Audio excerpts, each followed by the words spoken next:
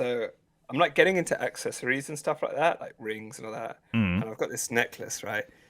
I don't know. Obviously, you can't. If you put It's your an hand in front of it, maybe Oh, good for shit. people who are listening. Yeah, I meant, Wait. but like Jesus Christ, Okay. this podcast is so professional. It is so professional. It's gone a bit Anyway, blurry. it's an astronaut hanging on for dear life. Mm. I just felt that that's a good representation of me right now. I thought you were gonna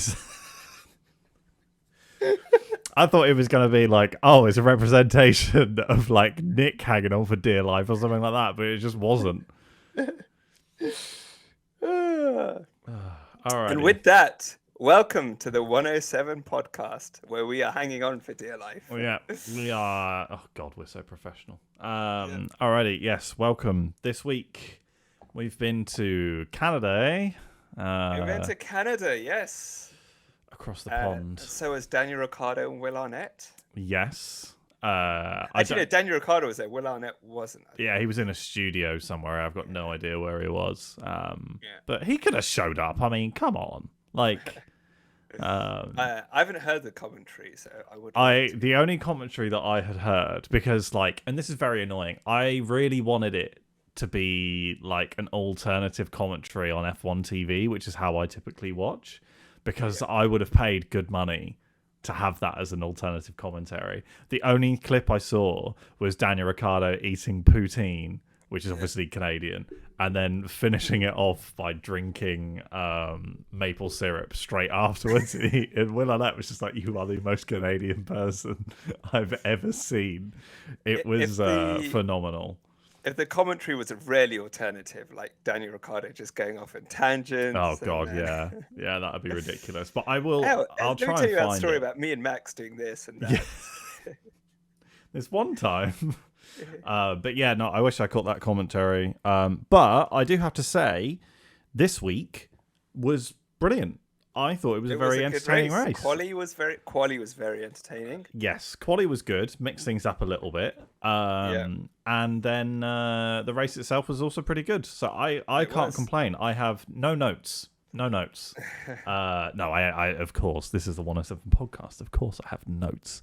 But considering Spain as well. Oh, well, yeah, Spain, where I genuinely almost fell asleep. I've only ever fallen asleep to one race, right? And I'll very quickly explain the story. I think I had stayed the night at my current girlfriend's house, and there was like some sort of birthday party or whatever. And I think we fell asleep at 4 a.m. And then we got up at like 9, 10 in the morning because she had to go to work or whatever it was. And I distinctly remember it. I wanted to go home at a certain time anyway to go and watch the F1. And it was like in Saudi Arabia. And I distinctly remember struggling to stay awake because it was on later at night as well. Struggling to stay awake and falling asleep around lap 15 last year. And then waking up to the podium celebrations. I missed maybe from lap 9 all the way through to the podium celebrations. I completely fell asleep. Wow. I don't know how, not even just sports, I don't know how you can watch something on TV and fall asleep. I was so tired. Like, I'd only had like 4 hours sleep. I was dead. It was not good. I had to I literally rewound the race and watched it again the next day. I say watched it again, actually watched it for the first time the next day anyway, even though I knew who won anyway. But yeah, that is the only time, but Spain brought me close to it, honestly. Yeah, but this we'll start at the bottom, and we'll just go through some key moments. I guess the first one is Pierre Gasly being blocked right at the end by Carlos Sainz. Yes. Stopped him from progressing. He was not happy about that. No, understandably not happy. And I don't understand the lack of communication that's going on. I know it's Ferrari, but still, you got to tell him, like you've got this person here, you've got Pierre Gasly on a flying lap, just move over. But I mean, we'll talk about Ferrari a little bit later on. Yeah, I've just made a note for us to chat about Ferrari at the end because I wanted to bring it up too. Because my God, do we have some things to say to Fosi? I do apologise. Congrats on the Le Mans win, by the way. The Yeah, Mon win yeah. was brilliant. I But love yeah. was it Charles's radio message, and then I think was it a few hours later he had that PR Instagram Oh post. yeah. It's like, yeah, we're a family. Yeah, yeah, we're a family. Absolute nightmare. Absolute nightmare. Um, the second big thing, and I'm sure we'll talk about this a lot more, Mm. it was Perez not Yeah. making it to Q3. Perez I dropped a think, bit of a clanger, didn't he?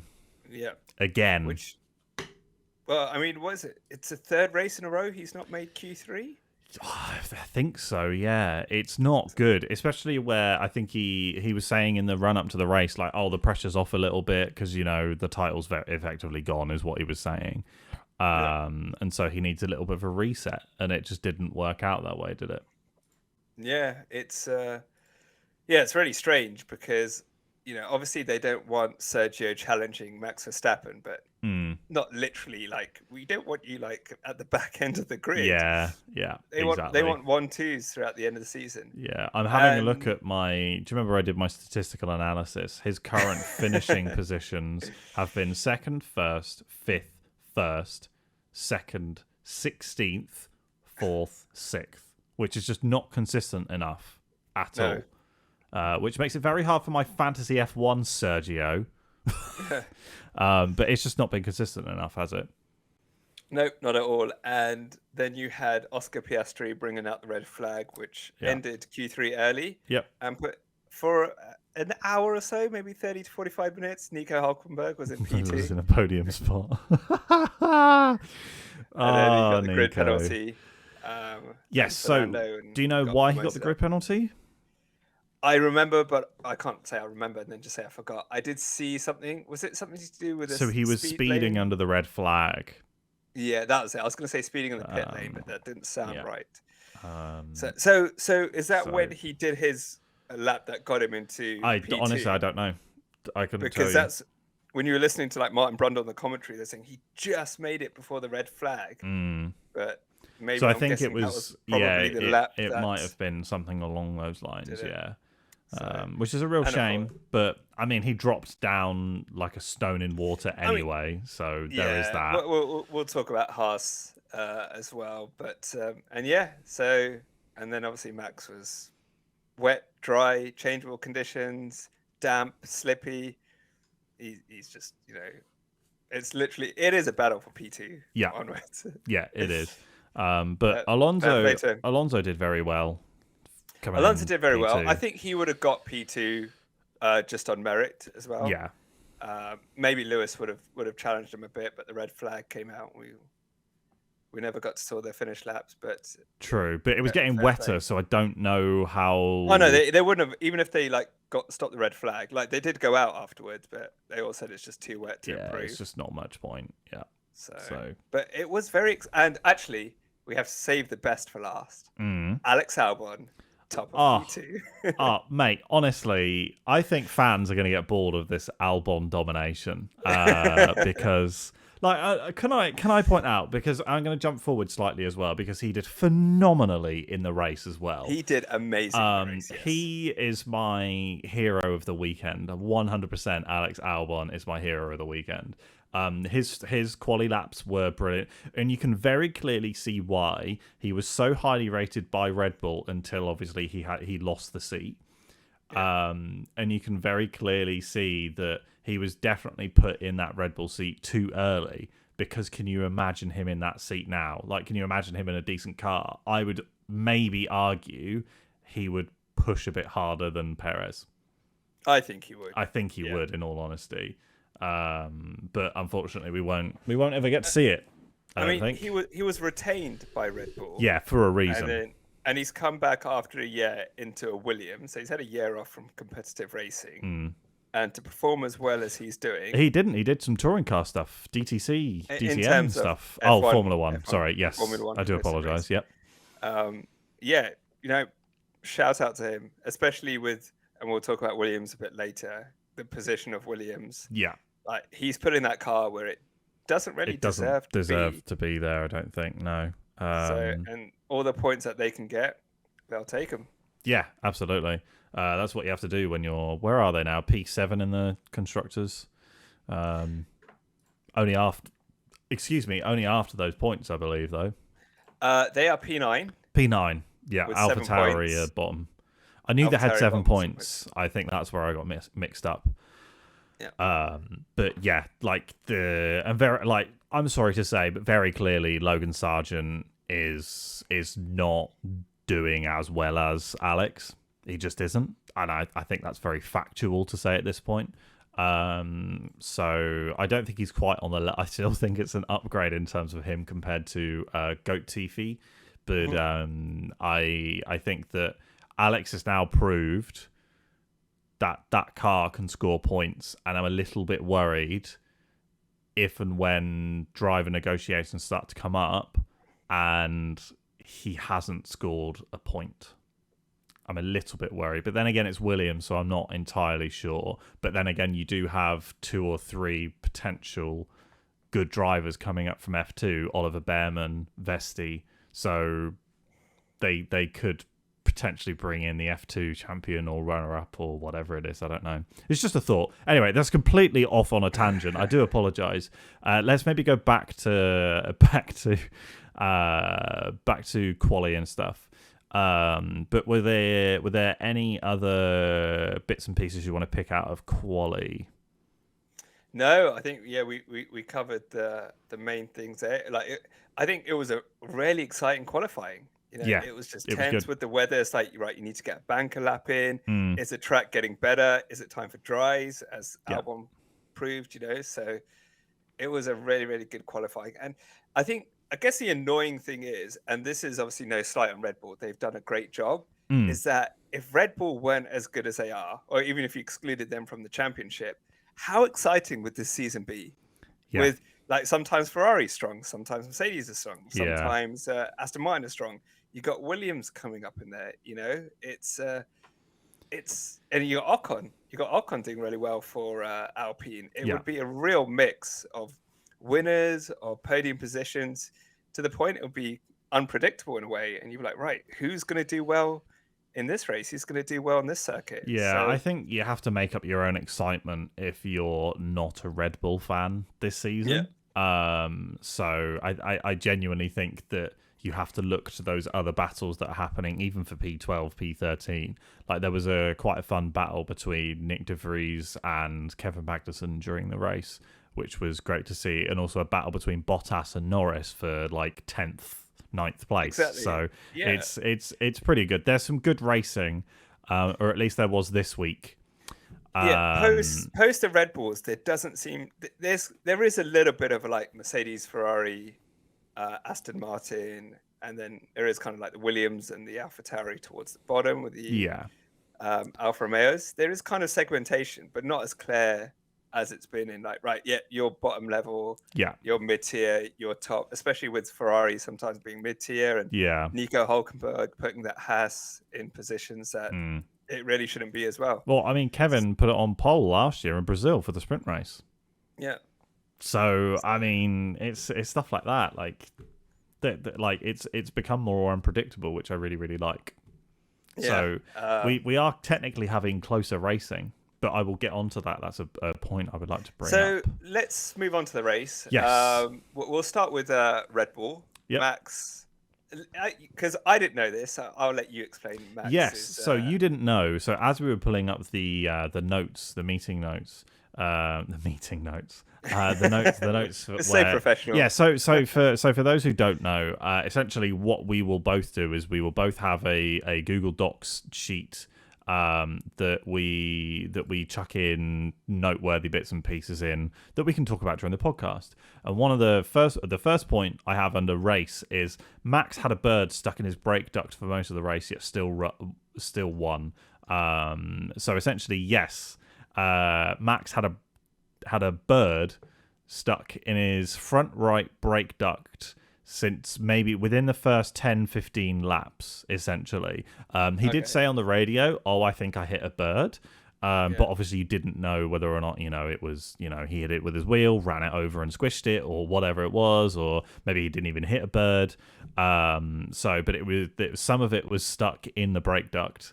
He did a little interview after the race, and he said, that was something I had to do, and like I feel sorry for the bird, but I also feel sorry for the mechanic who has to now fish out a dead cooked bird from this brake duct. Which, let's be honest, that is horrible. Yeah, But I mean, yeah, blood and it's not guts. good. But so I think that bearing that in mind, plus bearing in mind the fact that there was a safety car, although the winning margin was less than 20 seconds this time for Red Bull, please do take into account that there was a safety car and he had a bird stuck in his brake duct, which would have obviously compromised his lap times anyway. So please don't read too much into the fact that, Aston Martin were that much closer, with Alonso being P2, because I think that his race was greatly affected by both of those moments, essentially. So I don't think that the rest of the pack is catching up significantly, let's say. Oh no, not in the course of one race like that. No, But no, he no. also, I just know that like Aston Martin brought quite a few upgrades. Mercedes obviously are still fine tuning their upgrades as well. So if you were to look at it on surface value, potentially the other teams are catching up, but I don't think they are in reality. That's all I wanted to say around that. he also did mention that they were struggling with the tires, keeping them in the optimum temperature. Yeah, I So don't. Canada's always a weird track for tires, and Yes. he's also said it's not a circuit that's suited for our car. So that could obviously add to it, where he's kind of pushing a little bit more just to keep the heat in. Yeah. And then when probably Austria, he'll just be like, "Oh, well, I'll make up for Canada now." Yeah, I think Austria, he will run away with it, especially last year, because obviously when we were there, Yeah, when we were there, Charles Leclerc won. he did. And nobody really expected it. Everyone thought Max was going to absolutely walk it. Well, I think Um, Charles expected it because he said like, "We've yeah, got the pace. We've got the yeah. pace. We can do on He Sunday." was And weirdly confident, wasn't he? I remember, yeah, on the way back to the hotel, like, I said to you, like, "Oh, he's come out and said in an interview I was on my phone and you were driving." Like he's come out and he said, "No, we should be in a good place for tomorrow." And I was like, "Is he? Like what?" yeah, Max has just I won the don't sprint know. race, Like he's just won the sprint race, so I don't know about that one, mate. But yeah. sure, but But he did. He overtook him on track. he did. So there we go. But yeah, so I think that not obviously this week. This week is not race week. Both for when we're recording it and we will release this episode. But next week, when it is race week, I imagine that Max will more than likely take pole again. But enough about in 2 weeks' time. Back to Canada. We talked about Max. How do you think Sergio got on? I think, all right, he did well Yeah, going from up to P12, yeah, but he's got the car to do it. But he should not be in that position yeah. at all. Um, And true. I think Red Bull will be looking, especially Helmut Marko will be looking at this. Like, look, we don't want someone, as I said to you, we don't want someone to challenge Max, Yeah, but we want someone who's P2 consistently, yeah, or even P3, whatever, who's just yeah. up there. Again, Um, I think it's a shame that Norris signed that very long-term contract with McLaren. Contracts can be broken. Contracts can be broken. But I Helmet, also, please. and maybe he's got a Um, clause in there that if a top team he like Red could. Bull, Yeah, he's not. Let's be honest. He's not stupid. yeah. But I think the other thing and Max has helped them massively. They want to wrap everything up so they can focus on next year's car because obviously they've got the penalty Yeah, with the wind tunnel, true. right? So they want to focus resources on next year's car. And Max is doing it, and we all know he's going to win the championship. It's a given. They obviously want the constructors wrapped up as soon as possible. So it's like, Yeah, right, we don't need to focus on this car anymore. It's done. And Sergio is not delivering that and extending that timeline out where they can. I'm sure they're working on. Is it RB20 or RB19? I think it's 20. oh, They're working on the next Red yeah. Bull I think anyway. it's 20. Yeah, They're working on the next Red Bull anyway, but I think they would like to be comfortably doing that sooner, and Sergio's not pulling his weight. So, yeah, it'll be interesting to see because obviously it's a home race for Red Bull in Austria, and they want a 1-2 there. yeah, Especially want a yeah. 1-2. So, I think anything but a 1-2 will be embarrassing. yeah, Provided that nothing insane happens, yeah. And yes, so their current Red Bull are currently using the RB19, and next year's will be the 20. So yeah, he's yeah, like he said he's not feeling the pressure, but Maybe he's feeling should. something. Maybe he should. But I think in all honesty, in his defense, to play devil's advocate, I think Ferrari did a lot better than anyone was really expecting. They did do a lot better. So Yeah, it leads let's us go lovely by. into Ferrari, I guess. Yeah, let's go and talk about. I don't. Do you know when They something had a happens they had a weird so race. much, right? And then it doesn't happen. You're like, I don't actually know what to think anymore. Yeah. They're So actually good on strategy and pit they stops, had a and reasonably good strategy. They yeah, were sticking on mediums for quite a while, and I was very confused. Yeah, I was very confused as to why they stayed out on mediums for so long. But then as the race went on, I was like, well, hold on a minute, yeah, it's they're doing all working. right. How Yeah, maybe how on whatever they earth is saw this working? on the data and the simulations helped them pull in some good points. But they're still Don't know. I like, mean, you know, they did it though. I mean, it shows it can be done. It's like, oh, there's no pressure. We can relax and make our decisions. And obviously, it's very hard on the pit wall to do what they do. I don't envy them, race engineers and all that. But Yeah. it's the consistent mistakes that they're making. It's a lack of listening to the drivers. For example, not telling Sainz to get out of the way of Gasly.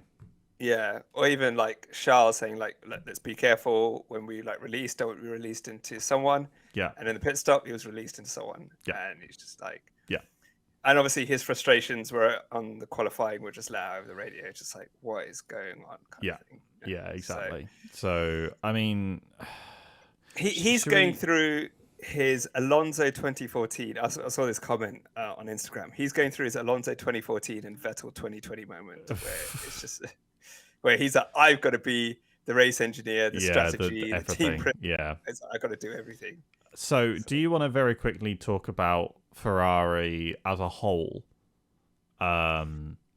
So I questioned what on earth is going on at Ferrari. Do you think Fred Vasseur, who is the current team principal who came in at the beginning of the season, do you think he's doing a particularly good job at Ferrari? All things considered, even though they had a good weekend this weekend, if you take that out, it doesn't look great. I'm kind of on the fence with this. Because he needs time, right? He does need time. Yeah, true. You know, but then you say that and you look at what James Vowles is doing at Williams. That's the thing. Yeah.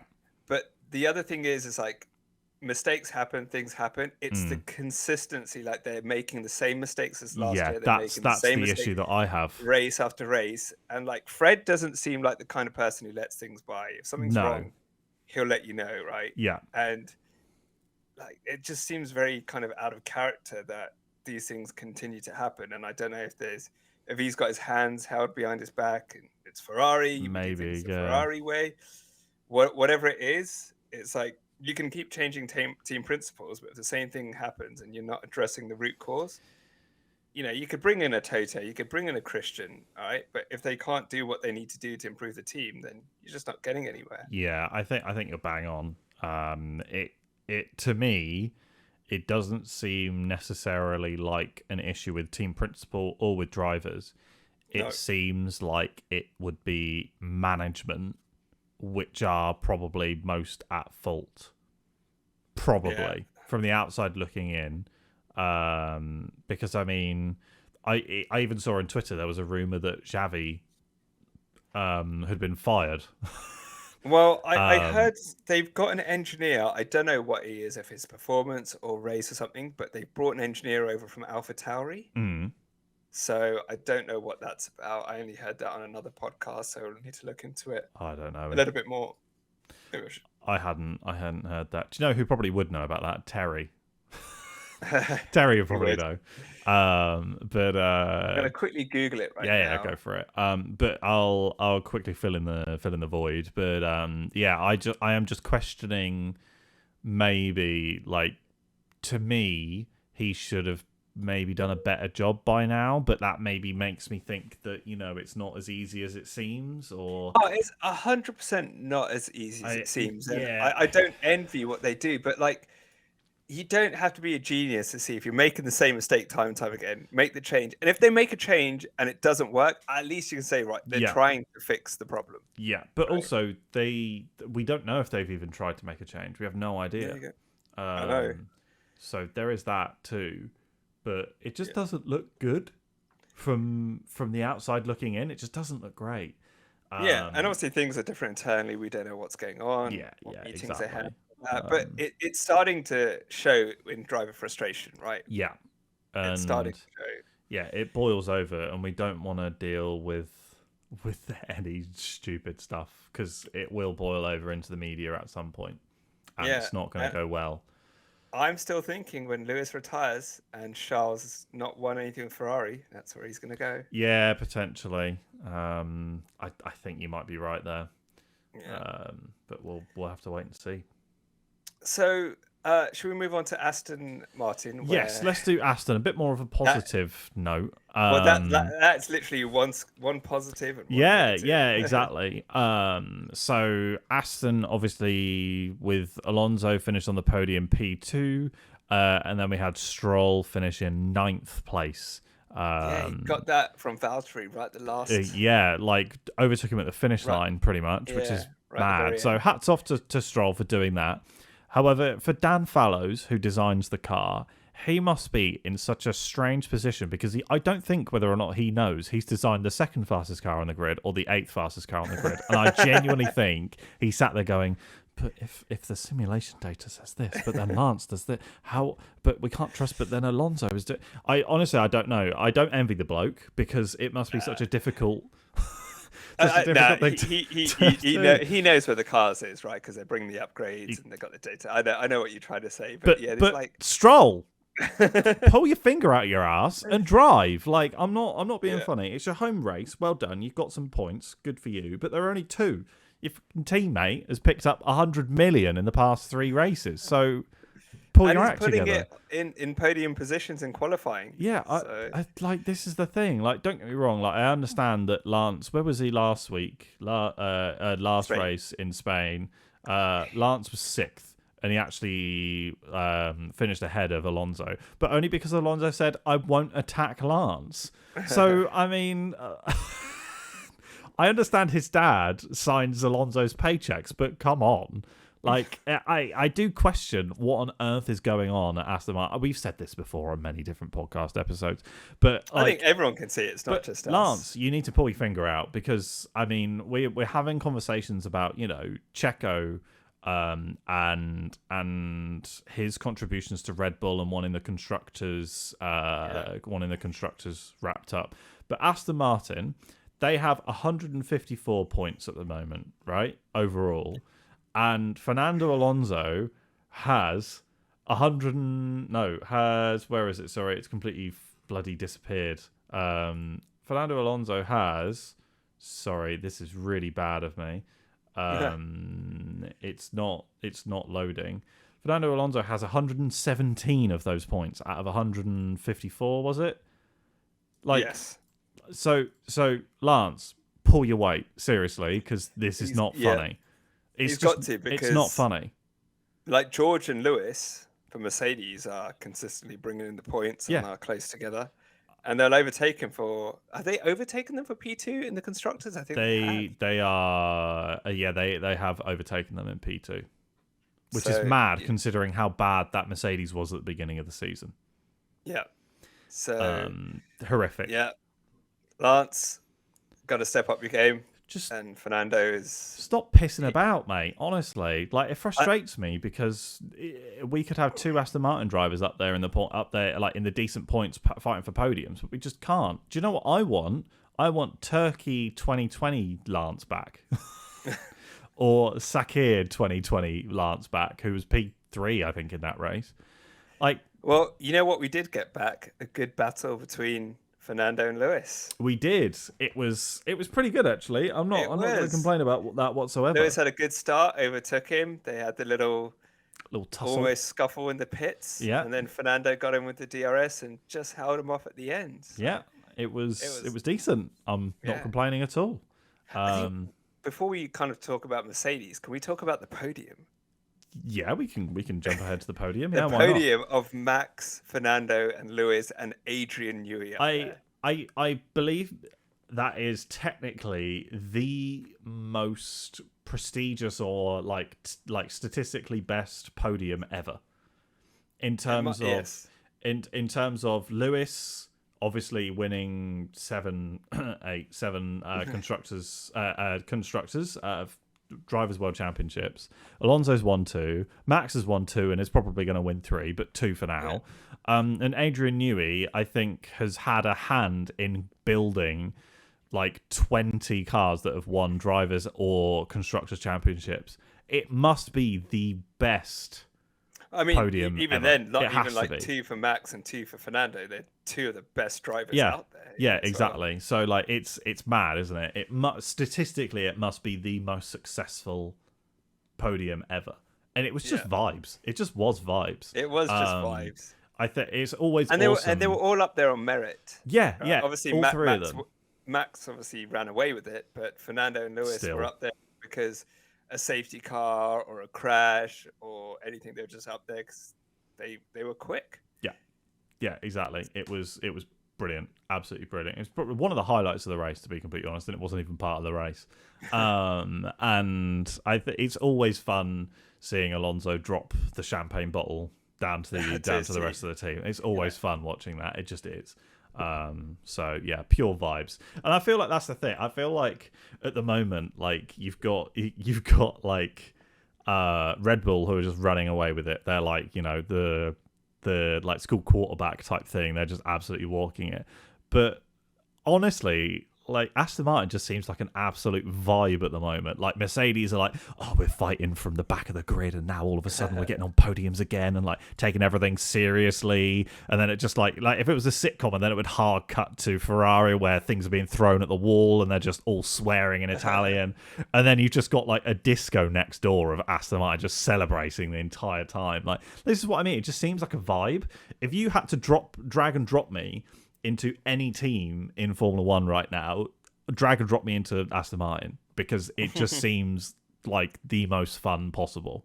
It just does. Well, I think it's unexpected, right? They knew where they were last season, which was towards the back of the grid. They improved steadily throughout, and now they're regularly fighting for podiums. It's like it's amazing, yeah. In that short space of time, right, of a year, to make that massive jump, I think they're like, we're here for it. Thank you, Seb, because you laid the groundwork for this. Yes, he designed the car. He would have done. He would have. You know for a fact he would have. Inspector Seb was 100% involved in the design of this car. You know it. You just know it. You don't want to admit it to yourself, but Inspector Seb was 100% responsible for this. 100%. I think he may have been responsible for the team in itself operating at a higher operating in the way it does. Yeah. So yeah, let's move on to Mercedes. George had a bit of a clanger, didn't he? Yeah, George. In that wall. What an L.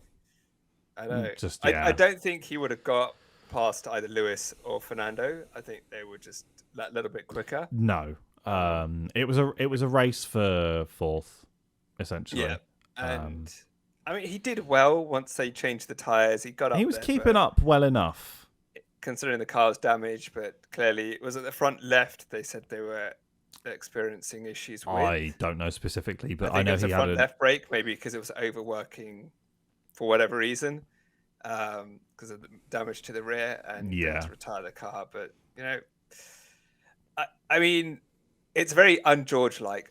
He doesn't make a lot of mistakes, right? I know he had that one. I mean, he couldn't get away with his usual excuse of the wall turned into me. I'm sorry, George. I'm sorry. But the wall didn't turn in on him, so I don't think there was much. You're so mean. I don't think there was much he could have done with the wall turning in on him. And it wasn't the Wall of Champions, so I did see a couple of memes going around. It's just like, was this even allowed? Yes, it wasn't the Wall of Champions. Oscar Piastri, who is F3 and F2 champion, by the way, did hit the Wall of Champions. Eat that. So, but yeah, for me, I think it's a unexpected technical mistake by George, not racing anyone. Let's be honest, he was on his own. So probably just pushed that a little bit. Yeah, I mean, these drivers are always trying to push to 100% of the car's limits all the time anyway. So it is what it is. I think that people hit the wall during quali, people hit the wall during free practice. Yeah, no. It is what it is. And I think that how many times has George even driven there? It can't be that many, because obviously we had the pandemic. The last time we raced there properly was 2020, right? So I mean, like, it's been a couple of years. 2020? I don't think. I don't even think it was 2020. Canada F1. I don't think it was 2021. Yeah, it might have even have been 2019. I think it was 2019. Yeah. Google foo, mate. Google foo. Yeah, 2020 and 2021 were cancelled. So we obviously then only had last year in 2022 and this year in 2023. However, the Canadian Grand Prix will be on the calendar until 2031. Great. Which is quite good. Awesome race. Awesome race. Awesome racetrack. Brilliant. It's also fun on the games, to be honest. So there is that too. It is. But yeah, so obviously there were a couple of years where George didn't race compared to Alonso, who has raced there a million times before anyway. So or Lewis or whoever Lewis is, I think that's one of his most successful tracks. It is, yeah. Which is ridiculous. So yeah, compared to those other drivers, he might not have that much experience. And then again, I say obviously Piastri hit the wall too. Who's obviously again not that experienced. I don't think Piastri has ever raced there either. So it might just be track experience that helped. Maybe I don't know. Pushing. More than likely just pushing. But I think maybe experience in the track itself would probably come into play at some point. Maybe. Yeah. Also, let's be honest. It's a podcast. We have to talk it up a little bit rather than just going, "Oh, well, he crashed." We can't have outrageous statements like he crashed because he was thinking about the sweat on his visor. Yeah, he thought it was raining. The sweat on the visor blocked his view, and that's why he crashed. Yeah. The ghost of the bird that Verstappen hit a few laps before haunted him. P7, Albano. Yes, what a great race. Can we just stop for talk just about a not second? making mistakes? When Alex, everyone else made mistakes in front of him, he was there to pick up the pieces, and he defended like a lion. Walex Walbon is unreal. I'm not kidding. If you're listening to this on Spotify or whatever, but if you're watching this on YouTube, I saved this image of like the Chad meme of Alex. Chad Albano, because it's phenomenal, and I'm planning on using it for the thumbnail for this episode, for YouTube and whatever. Go and check us out on YouTube. But yeah, he had a perfect weekend. I don't think if you'd have put any other driver in that Williams, you could put Max in there, you could put Lewis, whatever. I don't think you're getting P6. To be completely honest, so I think he did literally as best as he could have possibly done in that car. Yeah, I mean, like they took the risk in qualifying, which got him through to Q3. Unbelievable. It would have been interesting to see what time he would have done in Q3. Yeah, he could have moved up a couple more spaces. Yeah, maybe even got further. Who knows? But I don't care. He came P7, and it was brilliant. He got P7. He defended well. He raced well. Kept himself out of trouble. When people were locking up in front of him and cutting corners, he was keeping it on the tarmac. Cool. And he got the result that he deserved. Yeah, unbelievable. Yeah. You can't knock it. You can't. You can't. No. His teammate, though. You have to remember that Logan exists. We'll skip that. We'll skip Logan. There's nothing to say. You can't skip the red, white, and blue. What do you want to say?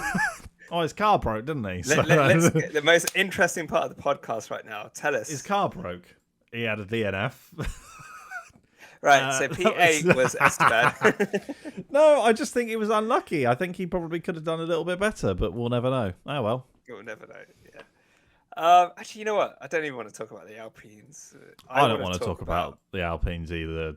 I I mean, don't actually. I don't want to talk about anything. I want to listen to you talk about McLaren and Lando Norris's unsportsmanlike behavior. right, Because I we've want to. I don't. I don't know so where you. I don't know where you stand on this, right? So I'm ready to listen and cast judgment. we are about to enter the papaya zone. You Okay, actually look orange so now yeah, because of I'm that just gonna light. lean forward into this light, basking in the orange light. I have genuinely, and I'm not even kidding. I've brought an LED strip, and I was planning on having it light the whole place up orange whenever So we no, talk whenever about. we come to the McLaren section, you should I'm flip not a kidding.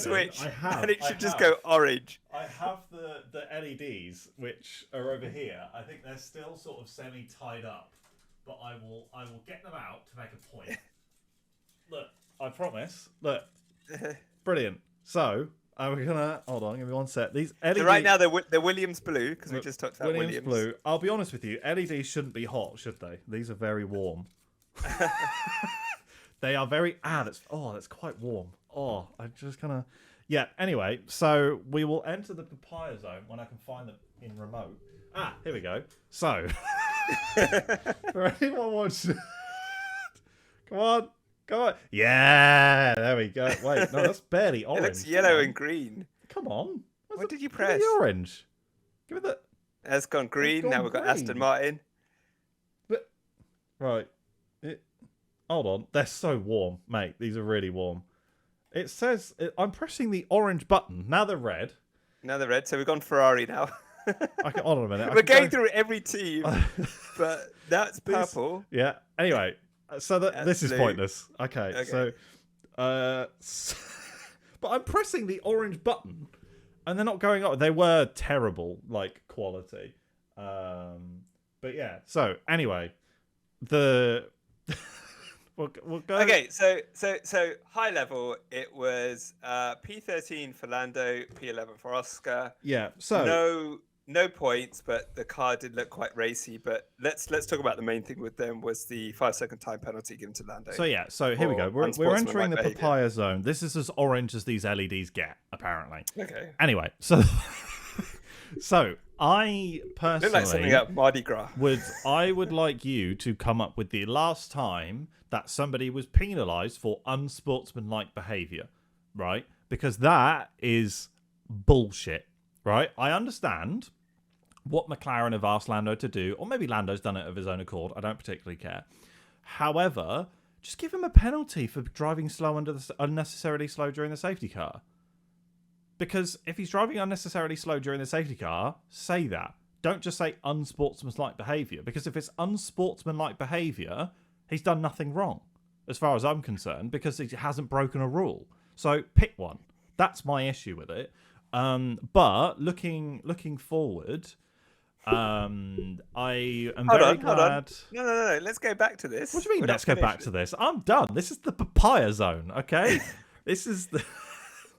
He backed up the pack so Yeah. McLaren could double stack. Double stack, yeah. Right? So the Right. people behind him Yeah. are now disadvantaged. No, Right. not necessarily.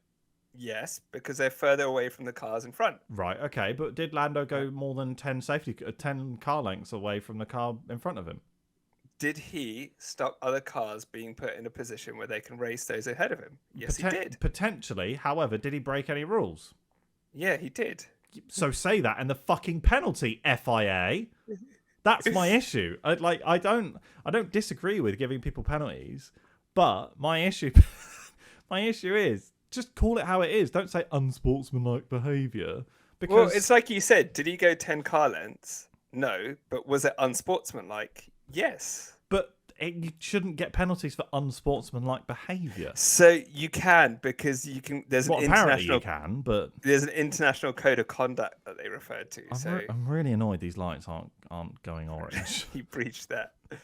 So I think it's good. I think it now sets a precedent that if you do something which is unsportsmanlike, we're going to call you out on it and we're going to penalise you for it. Nah, I still think it's a bit bullshit, to be honest with you. You're only doing that because it's McLaren. If it was someone else, maybe, but you'd be you know like, what? yes, that's Fuck it. unsportsmanlike. We Yeah, have to but be some neutral. positives. We have to be neutral. I don't have to be neutral. McLaren all the way. So so for me, I think that the rest of the race for McLaren, other than that penalty, went pretty well. Lando made some good moves and some Lando was on attempted good fire. moves. Lando Yeah. in Canada showed exactly why, if you don't give him a fucking tractor, he can actually make some way through a pack and actually race towards the top end of the field. Something which I presumed he was on crack, but the old McLaren Drivers' World Champion Mika Hakkinen came out and said that essentially within 6 months, McLaren would be fighting Red Bull at the front of the. I'm not kidding you. I am not kidding you. Mika Hakkinen actually said this, and I tweeted about it from the 107 podcast account, and I said I'll have whatever drugs he's on because I would love them. Because apparently because of the steps that McLaren are making forward and the upgrades they have planning, he's turned around and said that they should be fighting Red Bull within the next 6 months. And I'm very confused. So he reckons towards the end of the season. No, 6 months. But towards the end of the season, I'm not kidding you. No, the season ends in November, so 6 months they'll be in the winter break. So I'm just finding the article now. He's made a bold prediction for McLaren season, claiming that his former team could challenge Red Bull as the season progresses. Oh wow! So as the season progresses, he says he spoke to it and he said, "I think we'll see as McLaren's possible progress during the next 2 months." His prediction: McLaren will take a major step towards the end of the 2023 season. And then he said, and I quote directly, I think they will surprise us massively. Just in terms of the speed of the car, they will probably challenge Red Bull. That is a direct quote from Mika Hakkinen, which is exactly why I said I want whatever Mika's smoking, because that is insane. I can see them progressing through the season. Yeah. I think they'll bring some good upgrades and work on the car, but I don't think they'll be challenging. If you look at where Mercedes were 4 races ago compared to now, I think that's the sort of level that he is saying McLaren will take with the new technology, technology that they've got available, and also the recruitment that they're making too. I can see why he might think that steps I can see that if he's talking about seasons, right? Maybe next season, or season after. Sure, not this season. Wild, absolutely wild. But anyway, so my thing, although Lando got a penalty, I see this race as a positive because McLaren have very clearly... These LEDs are getting really warm. I don't know why you've kept them on. Take them off. Well, they're not even orange, are they? So it's pointless. Anyway, so again, LED should not get hot, kids. But so I think that it's very positive for McLaren because they've taken a huge step forward. And it's very, very exciting because I know they have even more upgrades coming over the next 3 races, which is brilliant.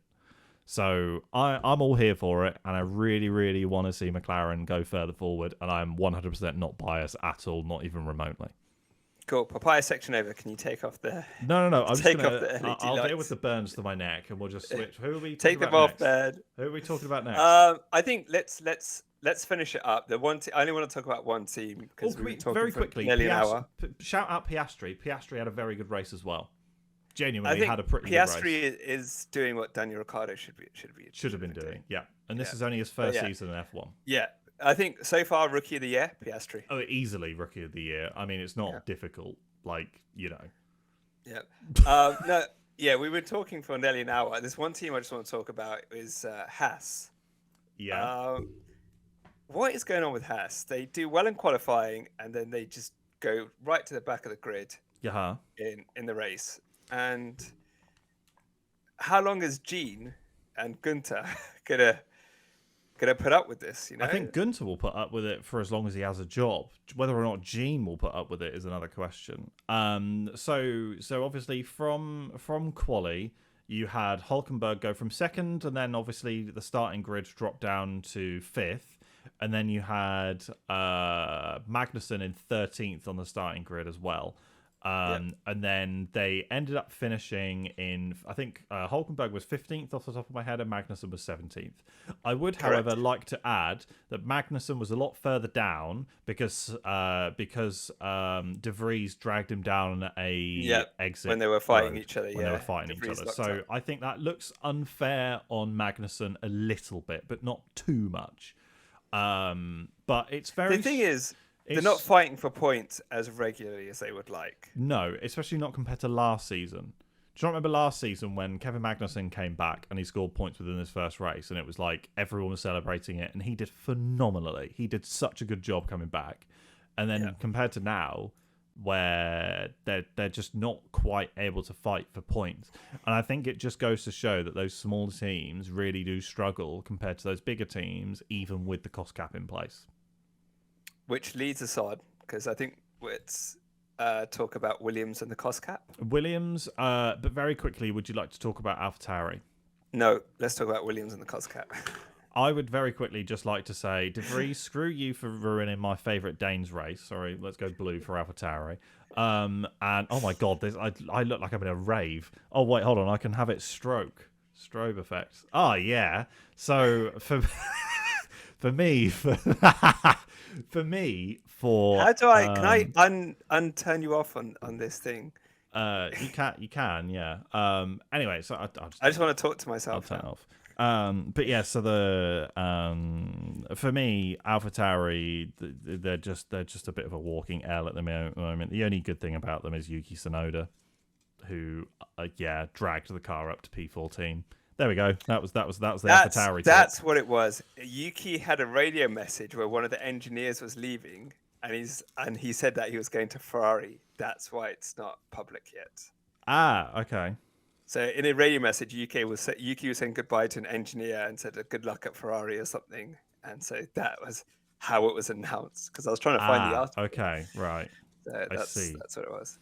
Well, at least it jogged your brain. Now, Williams. Yep. Williams and the cost cap. Yeah. I'll let you give the background for this. So, a man who you may know of, called James Vowles, who used to work at Mercedes AMG Petronas Formula One team, to give them their correct name. As you may well imagine, Mercedes have vast amounts of very modern technology. And then Mr. James Vowles goes down to Williams, and Williams are essentially running a Formula One team out of a shed in their grand's back garden. So James has gone, well, hold on a minute. What do you mean your wind tunnel is a bit of PVC pipe and then Dave from accounts blowing through the end of it? And a few of the bits and pieces. Blowing vape smoke. Yeah, blowing vape smoke through the end of it. It's just like, yeah, Dave, you remember, just not the cotton candy, because nobody likes that smell, Dave. But so you've essentially got some very, very outdated infrastructure at Williams, and some of it was apparently 20 years out of date. So for a Formula One team, if let's say you've got facilities that are 5 years out of date at Red Bull, you're already questioning whether or not you should upgrade them. So yeah, it's not the best for Williams, and so essentially James, who is so used to modern technology and doesn't want dial-up internet at Williams, has written to the FIA to ask for essentially an allowance for a smaller team or smaller teams to breach or have a added amount to the budget or the cost cap. Which I think is reasonably fair to ask for two reasons. One, I understand that the cost cap is there to, stop teams from running away with it. However, if you're consistently coming like 7th, 8th, 9th in constructors, you're nowhere near the top. So I think it would be okay if you would spend a little bit more, because obviously very clearly that wind tunnel time probably isn't helping too much, right? Which is the main difference between the top team and the bottom team. So I think if they were to say that, right, with wind tunnel time, you also get money that you can spend within the like your cost cap or cost whatever or like limit is raised to the lower down you are in the field.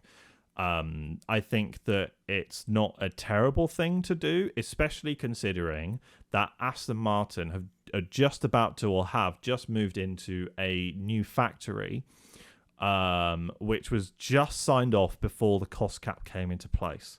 So, and I think that obviously Aston Martin, let's be honest, they've been a bit cheeky with that, slash a bit lucky, slash bided their time very, very well, to actually get a new factory signed off before cost cap was even a thing, right? And it was literally done like months before type thing. So I don't think it's completely outrageous for Williams to say, hey, can we have the cost cap blown up an extra 10 million for us for this one season for a one-off so that we can upgrade some things, some infrastructure and stuff. I personally would allow it. But I think that maybe if they were to add in a rule, let's say, to say that, you know, either the lower down in the field you fall, you can raise your limit by, let's say, 15% compared to the top team. So the top team, the limit is currently 130 million. So let's say you had a 15% of that is what, 16.5, 17 million extra a year for the cost cap. I reckon that would probably pay for a decent amount of facilities or whatever it is. Or you could maybe say that once every 5 years you can have an extra 20 million added on, or 10 million, or whatever it is, purely for infrastructural needs.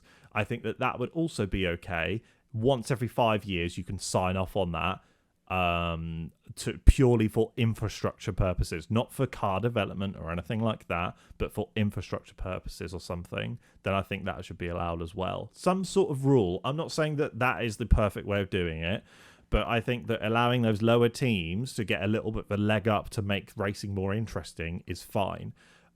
Especially because I've heard through the grapevine that none of the other teams are really opposed to it that much, because essentially they're hoping that, you know, if you're AlphaTauri, or if you're Alfa Romeo, sorry, the other Alphas, if you're Alfa Romeo and suddenly there's maybe, you know, an extra 10-15 million to go in the budget cap, you probably take it. So I don't think that every team would be against this rule either, especially if like you fall on hard times type thing and you're suddenly 8th or ninth in the constructors. All of a sudden you get an extra 10 million to chuck into R&D type stuff, like to upgrade your wind tunnel or to do what, I don't know, just to put a new coffee machine in for the engineers type thing, then that's great. So I imagine at Williams they're still making their coffee with I don't know, like an old like camping pot and a couple of sticks they found outside Dave's house. Like I don't understand how that team has technology that's 20 years out of date. It's insane, right? Yeah, I like the concept of the idea. I like it should kind of not match like wind tunnel, but the lower down you are in the championship, Yeah. you should have, all right, you can have extra money to invest in better facilities, better Yeah. technology to help you kind of catch up to the lead teams, because the whole point of the cost cap was to get equality. But if you bring in the cost cap where some teams like Williams are already at the bottom, it's even harder for them to get back. I guess the one thing that came to mind is, how does the FIA stop like essentially like sister teams using like Red Bull could use Alpha Tauri to like, okay, they've got a little bit extra money. Can you do this? Can you try this? Can you test this? Because Yeah. we're not allowed to do it, etc. That would be my one concern, because Mercedes would use Williams, Ferrari would use Alfa Romeo, Red Yeah, Bull would use Alpha potentially. Tauri. Um, that's it. But I think it's a great idea. But I also think they need to go back and look at the cost cap, because, you know, when we had the episode with Terry Yes. a few episodes ago, And where they Matt, made yes. staff redundant and staff, you know, can't have pay rises and things like that. I think that's been an I don't know if it's, I'd say unintentional consequence of the cost cap, and salaries perhaps should be excluded for staff or certain members of staff, kind of Yeah. thing, to allow them to, you know, make money doing what they love, and, you know, not have to, especially in today's climate. So I Yeah. think they've had the cost cap now for how long have they had the cost cap now? 18 Uh months? yeah, 18 months? 18 months since it came into I proper think they should effect. Yeah. review it get this information back from the team principals, and say, look, we've had to make people redundant. James Vowles come like, you should have a tiering system and redo the cost cap. Yeah. And yeah, I totally agree with James. I think it's a great idea, and I hope that the FIA allow him to essentially breach the cost cap. Yeah. And help Williams because look, that's what we want as fans at the end of the day, right? Is that we want teams fighting each other. You don't want it to be same Williams at the back of the grid, 2021, 2022, 2023, 2024. That's it. So great idea. And yeah, I look forward to a positive conclusion of that story. Yes, let's hope that something's done. I mean, like I said, I am in no way an expert in this sort of stuff, and so I fully understand that me saying like, oh, maybe like a breach one every 5 years, or I mean, like look, a no one knows, extra, right? or whatever. The cost don't cap know. is new, Yeah, and we're just thinking of stuff at the top of our head, right? And again, we don't know how the cost cap works behind the scenes and stuff like that. But that idea that James has, I hope that the FIA and F1 listen to him. Yeah, and give Williams and smaller teams that little bit of a leg up. It could even just be the bottom 3 teams. It could be. Like, the bottom 3 teams, they're allowed to exceed the cost cap by 5, 10, 15% respectively. Yeah. Like, it could be something as simple as that.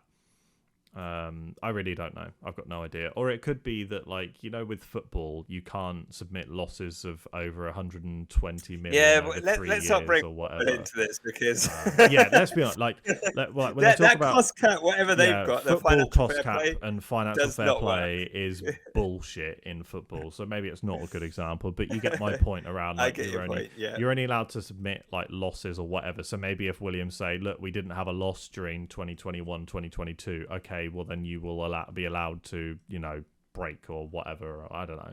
But please, for the love of God, FOM, FIA, please have a look at it and take it seriously, because I think it should be allowed in some capacity for sure.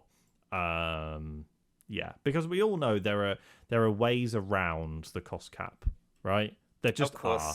So let's be sensible about this. They have millions of dollars, pounds, whatever, to hire the best lawyers, the best accountants. Yeah. To just, you know what, we're just going to build another company. Yeah, like I think that's the thing. Williams are potentially being too innocent about it. They're playing by the rules too much. They could very easily create some sort of Williams like department that specifically looks into aerodynamics, or specifically looks into simulation, or whatever it is. Like, they could literally, if Williams really wanted to, they could spend, let's say, $10 million redoing the whole simulation structure, and then just say, oh well, that was for our like Formula One esports team. So, I mean, what does it matter? It has nothing to do with the cost cap. I don't know whether or not it does fall under the cost cap. Well, I mean, technically, you mean like they could do something like, a new simulator costs 20 million. That's quite expensive. But a new simulator for our Formula One esports team exactly costs nothing, doesn't affect the cost cap. This is exactly what I'm talking Alex about. happens to be on it. Oh, well, that's a happy, okay, cool. It's a marketing thing. Oh, let's pay them $1 for every hour we use that simulator. Or there are so many things that they can do potentially. Again, this is us talking who have zero experience on it anyway. But yeah, so let's hope that's a positive outcome for Williams. But that's it for Canada. Unless there's anything else you wanted to bring up, I'm just going through my No. There's one thing that I want to talk about, which was the DRS train that was happening through the majority of the race behind, I think it was Nico Hulkenberg at one point and stuff like that. And it's very frustrating to see cars stuck in a DRS train. And again, I would really like them to revisit as to why DRS was introduced. It was to help aid overtaking and stuff like that. Whereas currently, right now, it is not aiding overtaking during instances where everyone is stuck behind another car. And I would like something to be done about it in terms of you can only use DRS once during a lap or whatever it is. Just something, because these DRS trains kill the racing, and I really do think it needs to be looked into more deeply. Yeah, they need to do something about how and when you can use your DRS Just to stop the trial it. trains. I tell you what, next season, trial DRS. You can only use it once per lap during sprint races. Done. Yep. Done. Would you say they can use it anywhere, or So like within, only in the, so only in the, so if there's like two DRS zones, can only use either it in use it one. in zone 1 or zone 2. Yeah. That could be good, because It would but mix then- things up. but then what's to stop? Let's just say you're behind Esteban Ocon, right? Yeah. Okay. You enter the DRS zone. Yeah. If Ocon doesn't turn on his DRS Yeah. at the DRS detection line, he's not allowed to turn it on then. Yeah. the rest of Exactly. that Yeah. zone. He has to he has 50 meters to turn his DRS on, and that's it. He can't just Oh, suddenly. turn actually, it I on. wouldn't even say that. Like, if he turns it on when he crosses a line, that's his choice. But if he doesn't turn it on and sees, I know, Oscar Piastri behind him, look in the mirror, he's got his DRS open, I'll open mine. That's not Yeah, I think allowed. that shouldn't be allowed. No. I think that's probably the best way forward. Because it just would make it a bit more fair, because then also like it would be, do I use my battery, because in the last DRS zone I use my DRS, or in this zone I'll use the battery and then charge it during the next few turns or whatever it is. So I think it would just make it a bit more tactical to break up these DRS trains as well, because you might have somebody from, let's say for example there's 4 cars in a DRS train, and you've got the first car keeping them all together, the second car is just sat behind the first car, and then you have the third car maybe decides to use their DRS in a slightly different zone and overtakes and goes into the second position. So like, just to mix it up a little bit even behind the DRS train, because behind the DRS train there's no overtaking happening either. Yeah. So it's not even like you have, let's say, Ocon out in third position, and then you have Hamilton and Sainz behind him, and it stays Hamilton's, and it changes from Sainz to Hamilton, then Hamilton, Sainz, blah blah blah blah. That doesn't happen. It just stays the same. So I really do think that something needs to be looked into. Yeah. As they say, it just neutralizes the racing. So. It does, yeah. And I think, like I said, DRS was brought in at a time when it was needed, and technically it does make sense to, reduce drag during very long straights, but maybe only use it once per lap, or maybe you can only, it comes out of your ERS battery type thing. Maybe it depletes that, or your overtake button type thing. I don't know, but potentially change it a little bit, because these DRS trains are becoming a modern problem. I don't like the fact that they use DRS in qualifying. See, I don't care. I think DRS in qualifying is fine. I don't have an issue with it. It's used to aid overtaking. You just want pure quali lap. That's it. That's how I Yeah, don't but really it just like makes it quicker, doesn't it? So, I mean, I don't have an issue with it. I think I'm not a fan. DRS in DRS quali is open. fine. No, But maybe you say no like it. DRS for quali during sprint races. Maybe, yeah. That's one of the good things about sprint races. You can try stuff. But Yeah. I think that's a good idea. Just having the DRS used once per lap, and you can decide which zone you want to use it in.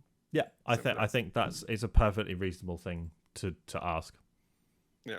But I think again, we are in no way experts. If people don't realize that by now, yeah, then you're very clearly you're in the wrong place. But if you have made it so far, we have been recording for 108 minutes, an hour and 8 minutes. if we'd done 107 minutes, that would have been amazing. But yeah, 107 minutes is like an hour and 40 minutes. Like maybe not. Hour and 47 minutes. That's quite a long podcast. But should we wrap it up there? I know we had some plans to talk about Austria, etc., but I just don't think that's going to happen. No, we'll do it at another time. Yes, we will. Next week we will talk about our Austrian road trip that we did last year.